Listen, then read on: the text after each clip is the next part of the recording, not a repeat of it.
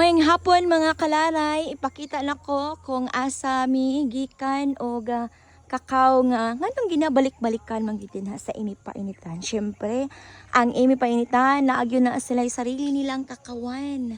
Mo diri ipakita na ko diri sa Katigan, Turil. Bugnaw kaayo ang area dinhi, so nindot kaayo ang bunga.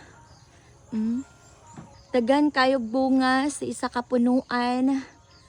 Dili kay alkansi ang iyahang sa kapunuan no, kay makapuno yung isa ka sako. Tay nakita dinhi nga bag-o lang jud naka-harvest si Uncle. Oh. Ana siya. Og limpyo kaayo ang ilahang area.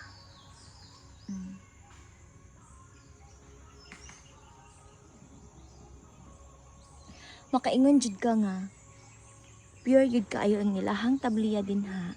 Kay naagid sila sarili mismong kakawan o nindot ang pag-alaga gyud sa ilahang kakao.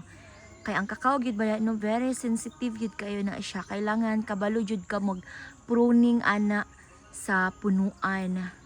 Kay para makapamunga gyud sila og taman. Dili alkansi ang sa isa ka punuan ang ilahang pagtubo, kay sa isa ka punuan pa lang paldo na ka din ha, makakuha na kag tulo ka sako. O laliman bakal tulo ka sako. Mahal-mahal na baya kayo ang presyo karon sa kakao. So kinsa tong gustong magkakawan, paldo jud mo ana gid ay. Nakakita man ta dito ganina og panit sa kakao. Syempre mao na gyud ni siguro ang gitabunan dinhi ato aning tan-awon kung mao ba gyud.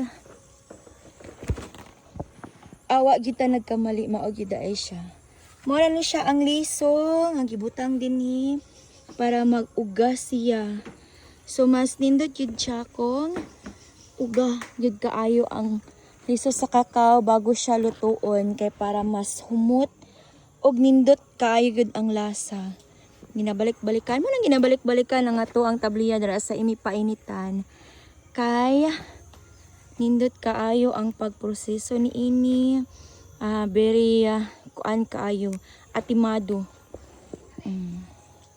Ano siya, dagko kayo ang lusok, no? Dili alkansi.